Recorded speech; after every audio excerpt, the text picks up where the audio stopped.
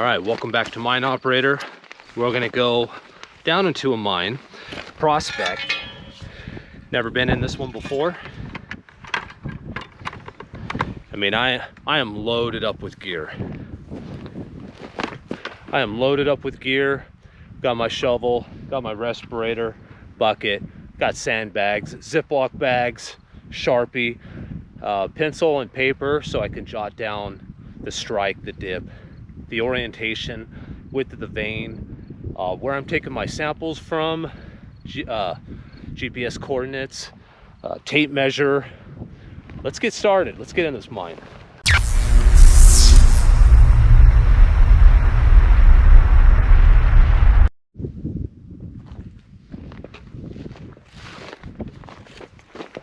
There are a lot of workings here at this property, and this dump is a pretty good size.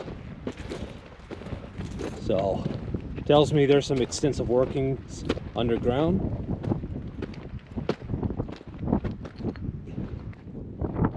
Wow, look at the gob pile. Oh, that is impressive. How they stack that rock.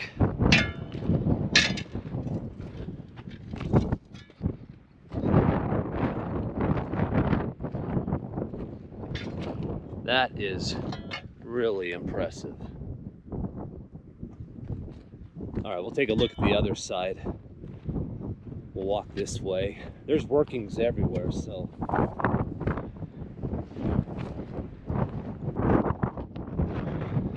Apparently, the owner calls this the monster, and it's pretty deep.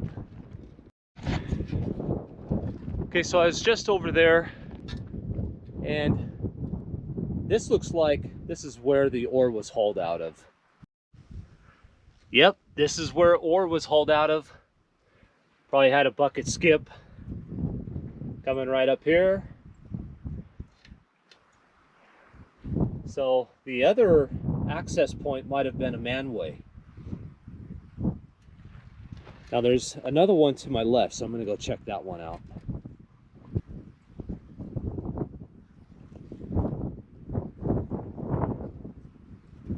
Look at all these trumpet plants. They are everywhere. So, definitely got some mineralization here. Okay, here's the next working.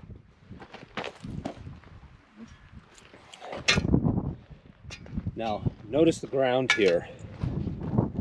Now, that could be some gophers or snakes, or it could be, just as I suspected, sloughing and failure in the structure. So had you gone and stood on this stuff, that could have collapsed. So be mindful.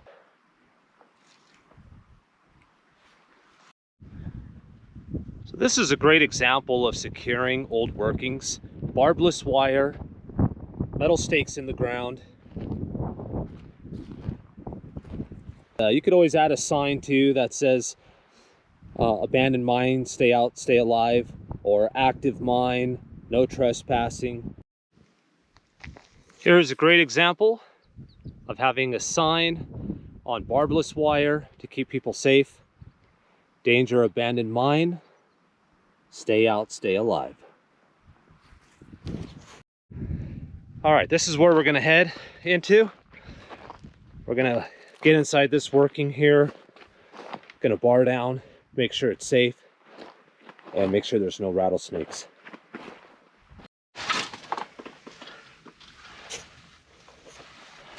Okay, so I barred down, made sure it was safe, moving slowly, looking for rattlesnakes. And there's a lot of places for them to hide in here. So, moving slowly, but I'm seeing some workings right there that tell me I have to stop.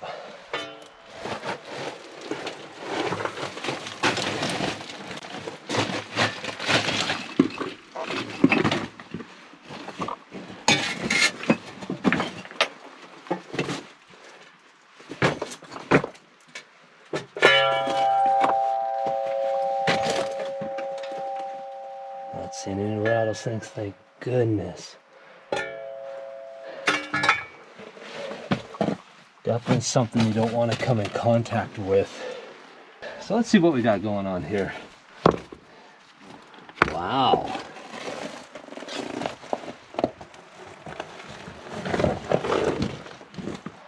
Okay.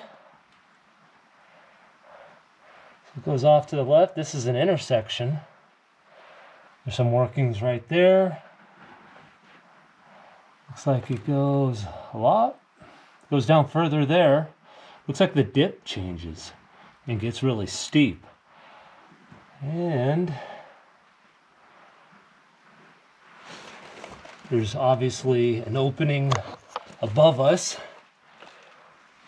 Probably one of the other workings that we saw where they hauled material out of. So we got steel pipe for air, and see some ladders down there.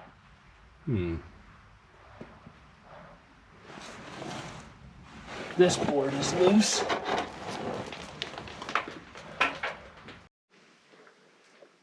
All right, so it goes down pretty deep. I mean, doing the small rock test, you can listen.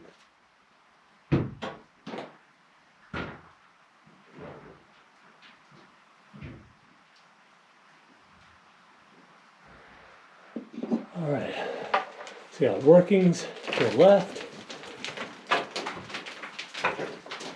And then this is where they were hauling their ore out of. A lot of dust in the air.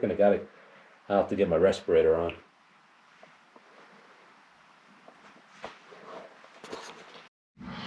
Yeah, this might be it for me today at this location. Definitely want to have my climbing gear on to go further, and it didn't look like there were a lot of spots out front to set an anchor. So I'll come back with the right setup and we'll explore this again. Okay, since I can't go further today, I see a good spot here where we can pull a sample. And so let me shine some light on the subject.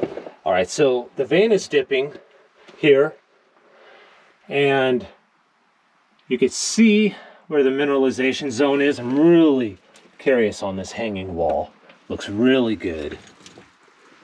So we have this nice pocket that's got to be over 2 feet, 2.5 feet. There's still mineralization down here. I don't know where it cuts off. When we look at the dip of the vein, I'll get a compass on it so we can see. But early estimates are 45 degrees, maybe a little shallower, maybe 30. And so I want to get the drill bit in here, and I want to pan a bunch of samples from this spot. Okay, it looks like the vein is dipping southwest. All right, so I'm going to use the inclinometer on the back of my compass here. I have a inclinometer. I'm going to take a few readings. All right, 25 degrees.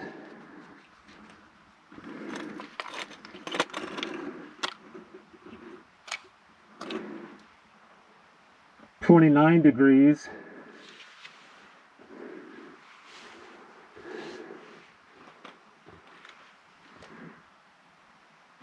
Changes orientation there, 60 degrees.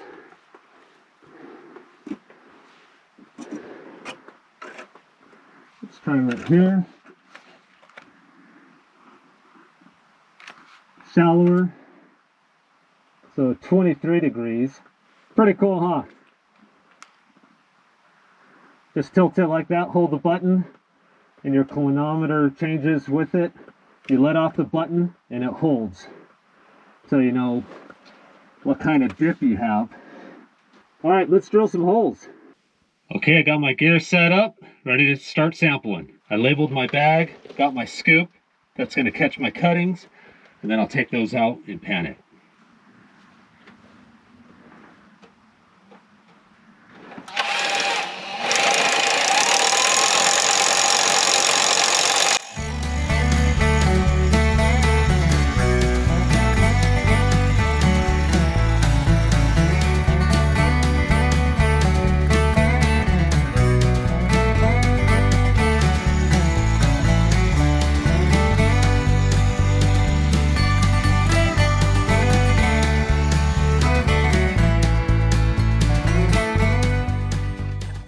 Okay, so I'm going to take this back and pan it and see if we get any gold.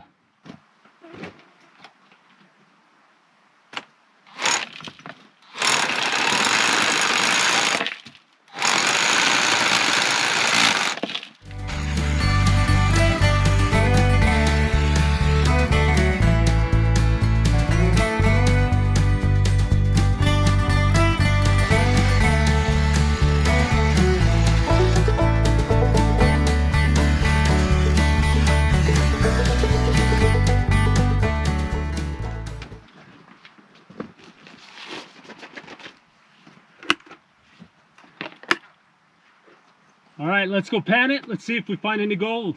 Okay, so I took the sample, our number one sample that we took down in the mine, and I screened it to 30 mesh there and got it in the pan. So I'm going to pan it down to let you know if I find any gold. All right, so I'm counting like 20 specks in here, and that small amount, I'm seeing some specks of gold that probably won't show up on this GoPro. Not bad for a super small drill cutting sample from spot number one.